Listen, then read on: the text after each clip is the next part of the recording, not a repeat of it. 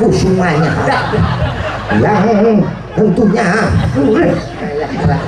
sudah hadir spesial kali ini kanggo sopo to Sudiono yo sama sabar aku lho kakang Adi masa kembar to masa padha to kok malah sitoke jane kan nemu nggih saiki kok rada sabar wis kok inallah ma'asobi karo ku sing wir ya wir wis nganggo es kok wir ora cara pasuryan panjenengan berdua iki rada enek embere. Lah nggih to, pantes to dalange yo bagus. Pantes niki nggih kakang kula. Nah, nggih. Niki kakang, niki adikku ya, hari-hari.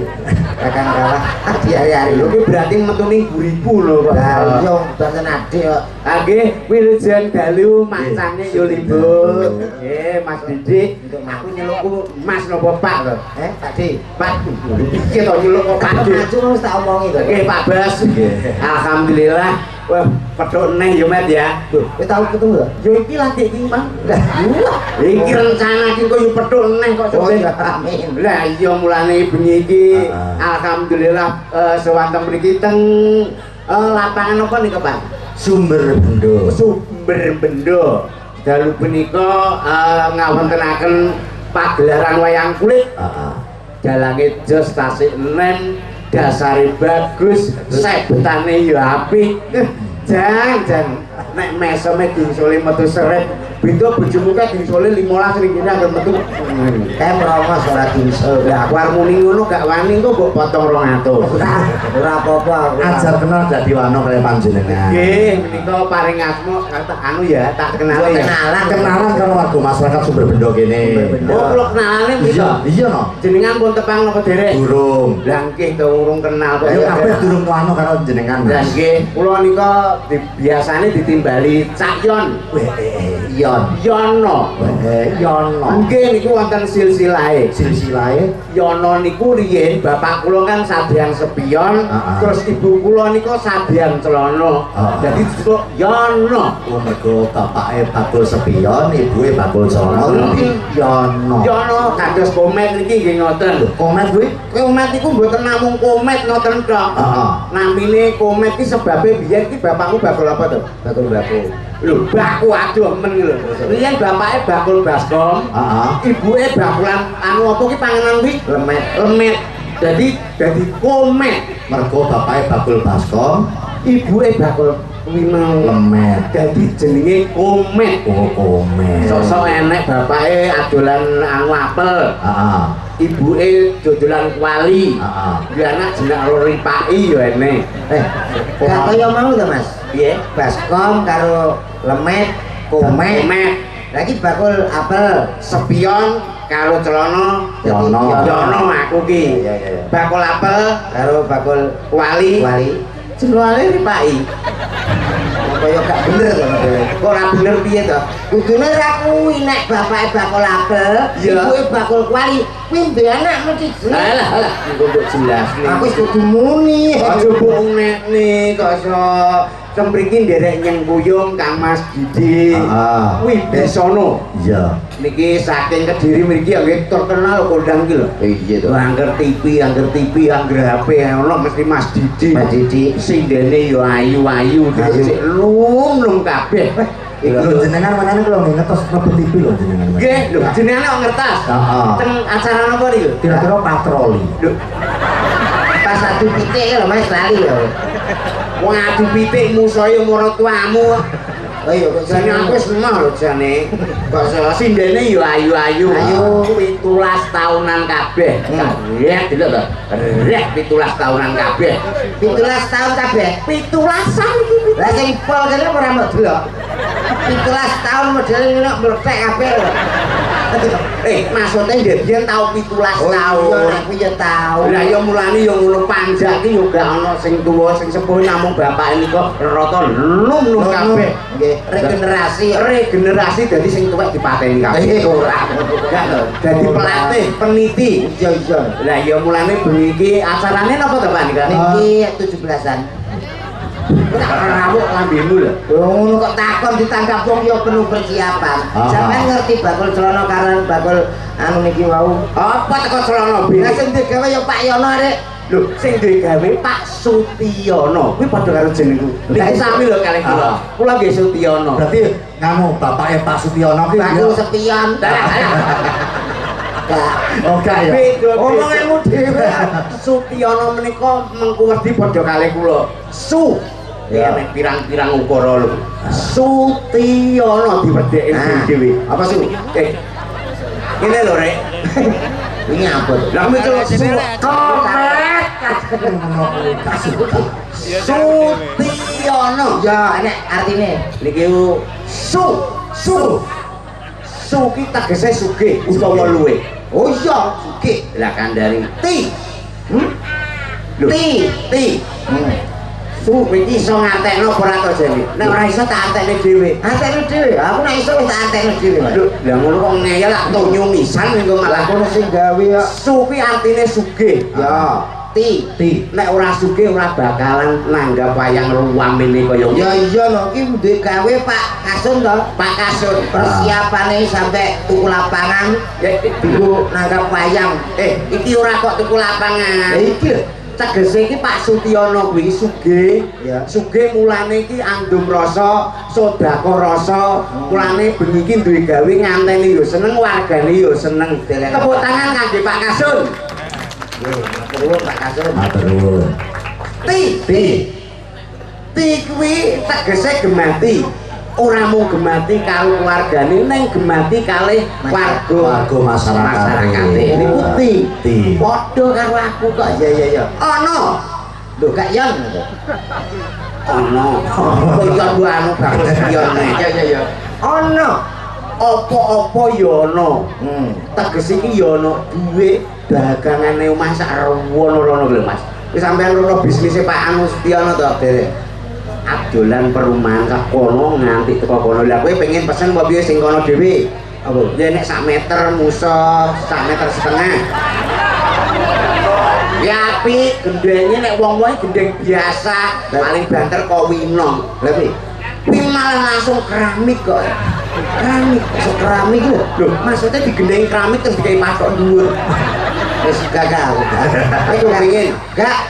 Berarti bisnisnya apa tuh Mas? Bisnisnya niku kejaba dadi kami tuh ya niki dodolan perumahan. Dodol Punya properti. Oh, dodol omah to. Iya. Kowe ya iso to? Pepet kebutuhannya dadi omah sampai kadul. Lho. Iki jak omong kok angel iki Pak. Pak Kasun ngene ya nanggap wayang omah sampai didol. Lah iya. Maksudnya ki ora kok omahe sing dinggeni iki sing dienggo dhewe didol ki ora. Berapa tuh? Bisnis rumah itu gawe omah didol, Lho lek terus bubuke piye? Pak Kasun ki lho istilahake nang di omah lagi dadi didol. Oh piye?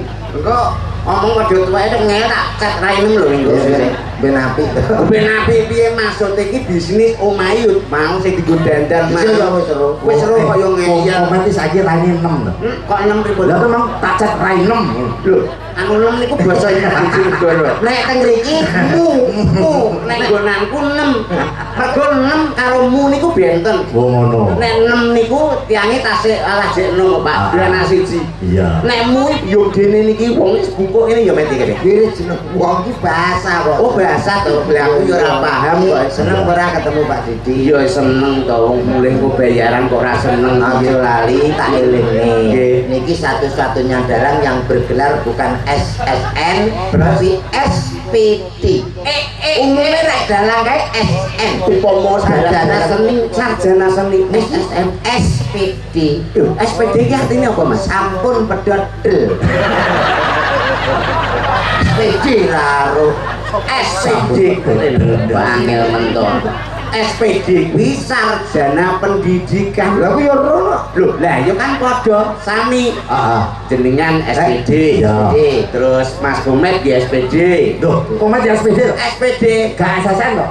boten SPD kula nggih SPD sami kuliah nggih bareng kok biasa jenengan ngasto pendidik, guru, niki pun diangkat dados pegawai negeri. Sampean yo wis ngabdi 5 tahun dadi pegawai negeri. Alhamdulillah. Kula 5 tahun blas boten diangkat, akhirnya kula medhot del. Tapi wong rezeki niku sing kuwasa. Oh iya bener bisa sing aja to akurat bakul apa lagi ora dadi pegawai negeri, ora masalah. Kula dikontrak Pertamina. Oh. Pertamina bagian pemasaran. Wah, bayarannya lebih gede iki. Gede 35. Bayarannya 35 juta. Harian kok kuwi Mas, harian. Pertamina, tapi bagian ngider ke LPG lho. Omongane bakul LPG ngono ae teko Pertamina. Seno kancane SPD kok aku ngider LPG. Yo ora apa-apa pancen modele yo kaya tabung ngono. Yo tabung piye, sing penting awake dhewe ndongake. Ngene niki manten kekalih paring asma Mbak Farah kalian Mas Herlambang. Susetyo Herlambang. Nggih. Didongake mugi-mugi anggenipun bebrayan dados keluarga ingkang sakinah mawaddah warahmah. Muga-muga dadi keluarga sing ayem tentrem. Nggih napa mboten, Mas? Nah, wong iki sing dongakno kaya ngono kuwi. Kuncine wong ki nek pengen rumah tangga bahagia. Niki Mas Mbak Farah kali Mas Herlambang nggih mboten? enggak lah niku. Lho kowe iki ngerti Mas Herlambang? Alah aku Herlambang nek kasur bareng plek aku. Karo Pak Sutyono ki Mang. Ancep menom. Aku iki sumber bendo sing pira iki lho. Sumber bendo kowe sak ping 5. Lah, ping 10 ping pinten Pak lho. Nek gak salah ping 6 apa pira? Heeh. Sini sapa? Lho, karo sing kaya. Wong kene lagi pindu. Oh, lagi pindu kok yo pamer kok. Kenapa kali Pak Setiono? Kunci rumah tangga ki nek pengen ayem tentrem sakinah mawaddah warahmah, kuwi siji. Apa Mas? Aja sampe rebutan salah anu bener. Orang ana rebutan bener. Iya. Rebutana salah dadi salah kuwi aja lho iso gentenan ngono. Rumangsani salahe. Sing nomor loro kuwi anggere iso nindakno molimo dalam rumah tangga insyaallah barokah. Kowe tak wabuk rumah sini wong Bojonegoro tekan kene malah-malah elek. Gitu lagi. Molimo mabat main maling mendem. Aduh niku penggane jenengan. Mboten tak tabuk. Aku tau aku yo kuwi ngono. Lah rumah tangga men ayem kok molimo ki ora padha karo sing jenengan pikirke terus jenengan nggonmu apa? Molimo siji. Sampeyan iso nggelar kudu iso gulung lho. Lho, yo ora tak gulung yo digelar engko karo digulung karo cah nom-nom to rumah. Aku anggap sinoma. Iso aku. Apa kuwi mau? Molimo sing nomor siji. Yo. Kuwi rumah. Apa? Mlumah kuwi tugase wong wedok. Oh iya. Wong wedok iku kudu iso mlumah. Ya umum bojoku bareng ya iso. Yo mlumah otomatis nih tegese mlumah kuwi tak dikongkon. Mlumah kuwi tegese iso ikhlas karo wong lanang ngono lho. Mlumah kuwi tegese wong lanang kaya ngopo asile kaya ngopo iso nampa kuwi jenenge mlumah. Trimo. Oh, mo sing nomor loro. Terus kedua ki kudu iso murep kuwi kanggone wong lanang. Heeh. Sing wedok mlumah sing lanang murep wis pas. Pas apane kok. Lah sing wedok mlumah sing lanang kuwi nek anu artine. Ayo murep itu. Nek wis wong wedok mlumah, ya kuwi kudu sing lanang iso murep. Nek iki terus meteng. Kudu maksudnya wong lanang ki dosa ngrukupi kebutuhane rumah tangga lho. Mengkurep iki ngrengkepi iki lho keluargane. Oh, melindungi keluarga, nguripi keluargane. Nyukupi kebutuhan. Nah, kuwi sing bener. Rumah murep. Heeh. Molimo, rumah murep terus sing nomor 3 kuwi modot. Kok nek kuwi kanggone wong wedok. Dadi wong wedok iku kudu iso dodot-dodot nggonane sing lanang. Cocok nek iki aku setuju. Setuju apane? Sing penting iso ngodot. Alah pikiranmu iki jorok lho. Aku iya. Lho, kok iya? Aku tegese odot. Iya ya, kuwi ngodot kuwi kayane sing lanang upamane. Sing lanang kuwi kok iso apa asline sedina 50.000. Paling ora sing 5.000 nggo wong wedok, 45 niku kanggo sing lanang. Ngono ya. Dari 40.000 kanggo sing lanang. Pomo 50. Heeh. Sing wedok mung blonjo 5.000. 5.000 ki nek sedina cukup napa mboten, Mbak? Ya ora cukup no. Lah ya cukup to. 5.000 lho. sedina sewengi lho. Wong kula omahku 5.000 cukup. Omonganmu kemajon lho. Lho kok kemajon Duit 5.000 lho. 5.000 nggo. 5.000 sedina oleh apa? Ke blonjo ya ora Ora cukup. cukup. Tempe wae 3.000 lho, sak. Lho. Lah bojomu pira sedinane? Bareng kae 75. Lho, pateni. Lho bojomu mateni. Ijek enak. Ejek enak piye? 5.000 ku cukup. Lho, kok esuk 5.000 ku esuk tukono. Carane Energen 2.000. Energen 2.000. Cek 3.000 Mas. Cek 3.000 Karek 3.000. iya, ku awan tukono opi jelly drink. Oke jelly drink. Penunda lapar. Bengi, karek bengi bar magrib karek 1.000. Tukono promak. Insyaallah wonten iso gak senep. Kula omahku niku seksine kula. Kula anu kula griya kula enten lho Mas. Iki wis 6 tahun iki alhamdulillah. Suki ya Mas ya. Mati. Mati pisan. Wong resepe wong irit kok kebacut Ya kebacut piye iki dirawuhi kanca-kanca niki komplit. Nggih saking Sanggar Seni Nopo Cahyono Swantara. Cahyono Swantara. Ya. Wah, lah kok wis ingon ngono. kok imun itu pancene ya adune. Lah awake dhewe omong kono kesempatan untuk dahar. Lho, lah aku mang meneng kok kono gak mangan. Lho, monggo aku meneng ning kono gak keimangan. Sik tak sampean iki jane sapa tok ngatur wong Madang. Lho, aku ya apane kami tuwa to jane. Lho, batin. ya Allah. Kowe Aku ora ngerti. Lho, Kami tuwa iki karo aku jek pernah wong liya, Mas. lah tapuk kok pernah wong liya. Iki maksudnya takjak nyanyi-nyanyi. Nggih, aku Rasane tambah regeng iki Mas. sewu Mas Didi. Piye? Dedonga Kowe ya ndongakno to? Aku yang ndongakno nganten lho. lho ditanggap kok. Ya wis ora kulake sapa ngerti bengi iki ana wali liwat. Hah? Dongamu iso mandi. Wis liwat. Wali sapa wali di? Lho. Iki bakul pentol. Mugi-mugi temanten kalih Mbak sinten kalih Mas sinten menika Mbak Farah karo Farah. Mister Ramban. Saged Ora rukun. ha to. Farah, Farah. Mbak Farah. Saged rukun atau turutet kadosta kaken-kaken lan nenen-nenen. Ninan komet gak suka.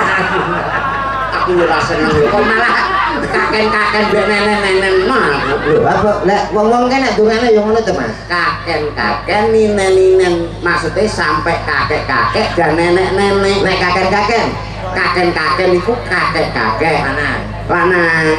oh lanang nenen. Nenen ki wedok. Lah iya senengane wong lanang. Kok yo mbok omongne. Menyanyi iso ora? Gak. Duh. Yo menyanyi. Lah sampean kok takon aku Pak Didi lho seksine. Piye? Aku daerah Kediri dan sekitarnya wong nek gak aku urung nyanyi urung puh. Lah yo sampean niki kan pun kondang sekali komet. Wah, ning Kediri. Aweng nguyai segoro kowe. Walah gayamu potonganmu kaya tutuk gula Adek. Lagu apa takon mumpung aku ngene. Lagu-lagu nek dangdut aku wis paham kabeh. Paham. Lagu dangdut kowe sisa kabeh. Alah. Apa neh rumah? Alah. Aminor Mas. Mas, Aminor. Aminor jane sapa ora dadi teh? Lho kuwi Aminor Mas. Iku Aminor. Oh iya bener kuwi. Wah, lah goblok ngeyel. Lah kuwi lagi ngerti Aminor kuwi. Goblok ngeyel. Dia lelaki. Ya, sing kok diatur. Aku lelaki. Pak Didi lelaki.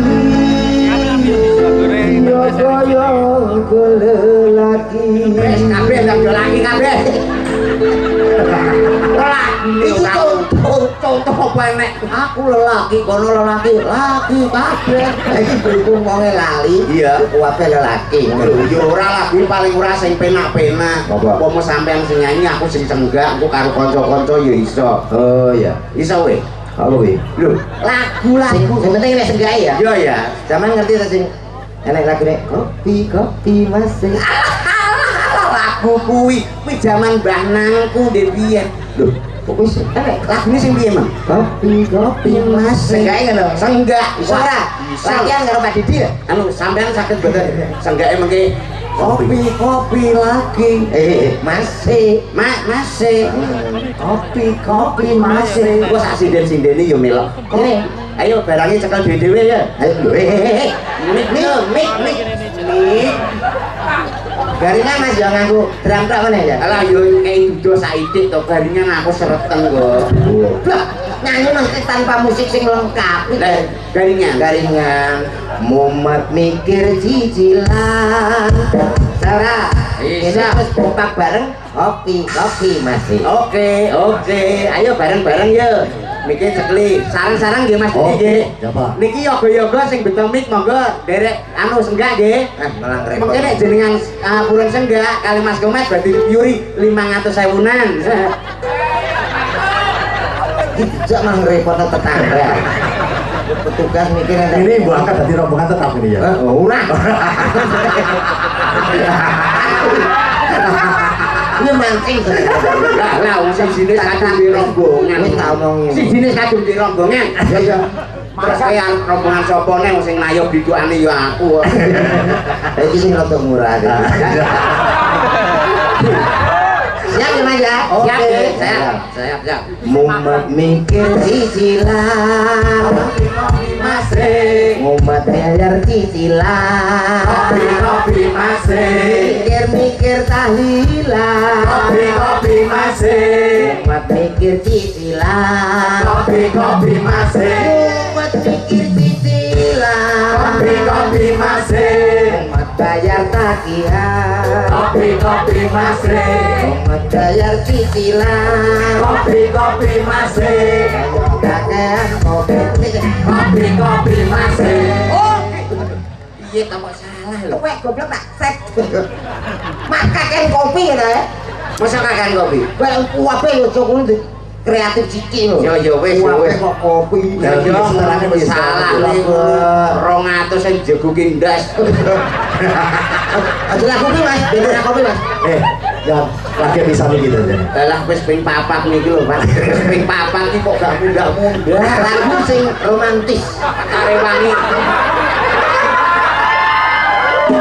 jenengan bayangke 200 lho 200 terus perjalanan kula tenggene Mas Komet Sampai dalam endi? lah kula tebih perbatasan Ngawi mriku Ngawine endi? Ngawi ini gak mesti iki mau sahur seneng kok antara senengane yo kono aku biasanya ngarep TV aku senengane ngono kuwi maksude 200 kula tenggene Mas Komet 50.000 terus rokoke 2 Iya. gak yo wis 100 cek 100 antimu bola angin ngono ki mulih anake kon pamitan lho Pak 50 bosok aku ini itu kasih mangan jobo lho Pak Lu mana jawab dhewe? Enggak, ini ada tujuannya. Nah, tujuan saya nanti ketika Idul Fitri. Betul Mas. Alah panganan mendut. Idul Fitri itu kan ada, pembagian lah untuk ya salah satunya seperti ini nanti saya kasih. Ini sementara saya kumpulkan dulu. Berarti aku tapi masak gaslek ngono kok piye? Aku eling loh, bagi. Jadi contoh romantis ada dari Judika Mas. Judika. Engko aku yo senggakne. Senggak no Mas. Oke, senggakne Mas. Oke. Duhai kekasih pujaan yang lalu di hati. Kopi masih. Aku menunggumu. Kopi masih. Engkaulah gadis yang selalu ada dalam mimpiku. Kopi masih. Seumur hidupku. Kopi. Nesul, kowe nek nesu gampang sekrup lho engko. Sekrup. Mas Jajar, ki mumpung ngado cah cilik akeh. Nggih, Lagunya yang nuansa anak-anak. nuansa anak. Balonku ada 5. Oh, gampangan lho, Pak. Balonku ada 5. Yo, Kita mergo iki kan anak-anak. anak-anak. Nah, sing mirsani sepuh-sepuh. Lah iki digarap balonku ada 5 tapi cara Roma Irama sing sepuh-sepuh kae lho, Pak. Wah. Saura. Sopora. Nek ra iso medune lho. Medune Betul. saura. Nek ra iso ngaleh. Ayo. Saben Dadi bocah cilik-cilik Ora ngerti iso. lagune sing sepuh-sepuh. ora iso takon ngaleh. Mane awake Coba tak dhewe tes. Iya. Siapa enggak iso ya? gak iso. Gih. balonku ada 5 rupa-rupa warnanya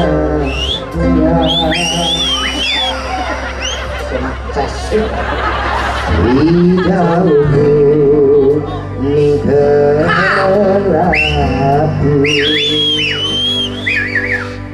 meramu dadah biru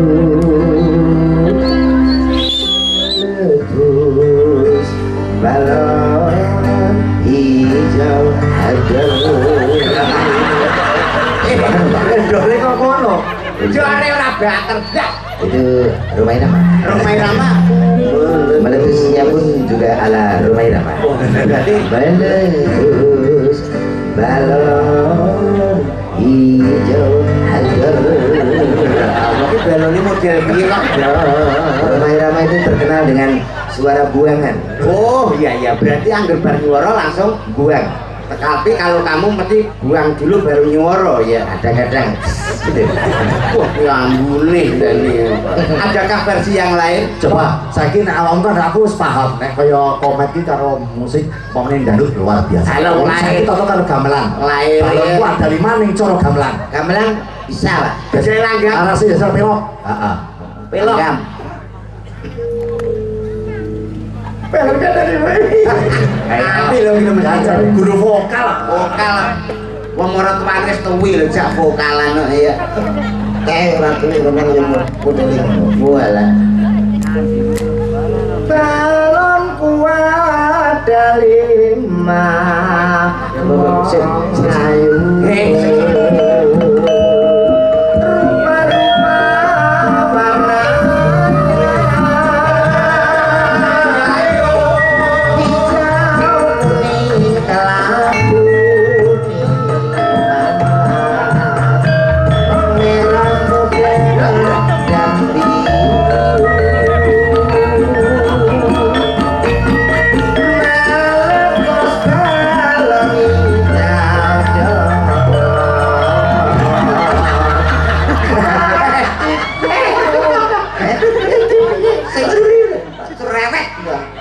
Lagi ora ngireng apa? Meletus balon hijau Rapu enak. modalnya kok ndelenge Benyek. Yo rapi nak paling pengen rada cepet radio cepet sing mau versi DJ. jadi cepet Yo ya. pop ya mas Pop, anu pop. des des cek des cek jreng jreng balonku ada 5 rupa-rupa warnanya hijau kuning kelabu merah muda dan biru tempat terakhir meletus balon hijau dan hatiku sangat kacau bal aku kesusu Sing nang lho dore. dari tadi cepet Lah iya sing piye to mau? meletus hijau dan hatiku sangat kacau gue selak-selain kecil Apa enek to yo ora enek. Yo cilik ini yo ora paling gak iso menyesuaikan. Iya. Sampeyan nek dangdut oke, pop oke. Terus niki paling gak menyesuaikan dengan apa sing ditangkap sing di omah. iya Iso nyawiji karo karawitan. betul Ya iso lagu-lagu kuwi. iya Gending-gending Jawa ya iso. apa Upama tak kei lagu sing gawak. Sing piye? Gara-gara bojoku lunga. suwi lagu Kowe iki apal ora? wah Bisa ora? Gara-gara bojoku. Alah. Oh, pasno to larase. enggak salah judulnya Hongkong tapi Lho, kok gara-gara gara-gara lagi anu Duh, piye to maksudnya judulnya ngono? oh iya Gara-gara bojoku lunga. iya terus Ayo bisa ora? yo bisa sini Ati iki dadi nelongso turu ijen tanpa kanca saben bengi nandang rasa sing terus nih bojoku lunga menyang Hongkong 3 tahun aku gedong mobil emas saketong ladang sawah telung enggong lalu ngono kuwi tok model lo ora kuwi kopi Ini versinya beda tak ganti umpama bojomu gak ning Hongkong. Tak ganti bojomu ning Inggris. Bojoku lunga menyang Inggris 3 tahun omahku beres mobil mewah kinyis tangga-tangga pada mringis sing penting enek isi-isi mergo bojoku lunga ning Malaysia 3 tahun aku kaya raya tukune Avanza tanah-tanah di mana-mana sementing enek ane kan mergo Purwokanto bojoku lunga ning Singapura 3 tahun menunggu nganggur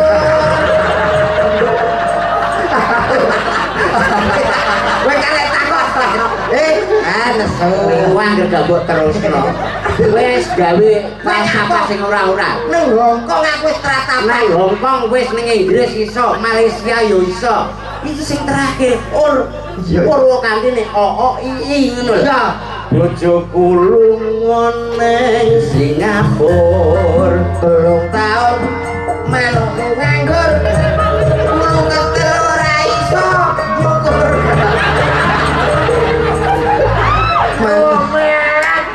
manuk jengenge cepet nolak aduh gak iso gak kudu iso nutup apa sing tak lali paling ora kowe nek tumindak jero berpikiran paling ora ki sing positif pikiranmu wis tekan ndi Mas ya teko kono ta wong 3 tahun manuk saurunge bojoku berangkat nang Hongkong kuwi ninggali manuk ngono Mas lah terus iki openono Mas go kegiatan sampean aku ki suwe kontrake tuku manuk doro kuwi lho ora kuwi iki yo Mas ya ora kok nyukur lah umune kan lebat wah ora kok nyukur yo ora kemriyak cak rusak nganu mah wis padha ngerti lah wis yes kuwi lah yo berarti yo kuwi tenan ngono takon lah ya takon piye to paling ora ki yo iya nyanyi oke nyuwun pangapunten kula niki sing keparing ninggah monggo sing jeneng pundi coba Mbak Susi oh Mbak Susi sing tengah oke Susi ya sing punya Mas gua HP oh nggih sing di sing HP jelek siar met siarne innalillahi siarno nganggo MC sing ganggu ora omong kowe lah kowe yo ngono kok teko ngali lagi dangdut lho gandut gaweanku ayo biasane oke lho aku MC nek nak duwe karisma lah iku ora lah karisma apa ndek iki dadi grand no supra jadi pertama lu gak oke baik saudaraku sepanjang hadir di kawasan Sumber Bendoto spesial untuk keluarga besar Bapak Kasum ada Bapak Sutiono tentunya kita hadirkan bersama di sini ada Cahyo Nuswantoro alah guyu ngono kakean MC dangdut kan ngono saiki ae lho guyune oh baik saudaraku semuanya yang sudah hadir kita panggilkan salah satu artis yang sudah ternama untuk Anda spesial tentunya untuk keluarga besar Bapak Kasum Sutiono ada siapa dia wong MC omong ngabab cari kon siji anu MC sing wis tuwek umur 96 tahun lah paling ora tapi dangdut tapi tuwek ngono tadi pensiunan enceng itu umur 90 tahun 96 tahun terus mampus tuyuk walah lah pelaku malaikat wis ning ngarep ngene Pak nanya apa karo babut yo ayo baik oh darahku semuanya yang tentunya sudah hadir spesial kali ini kanggo sopo to? Yo sama-sama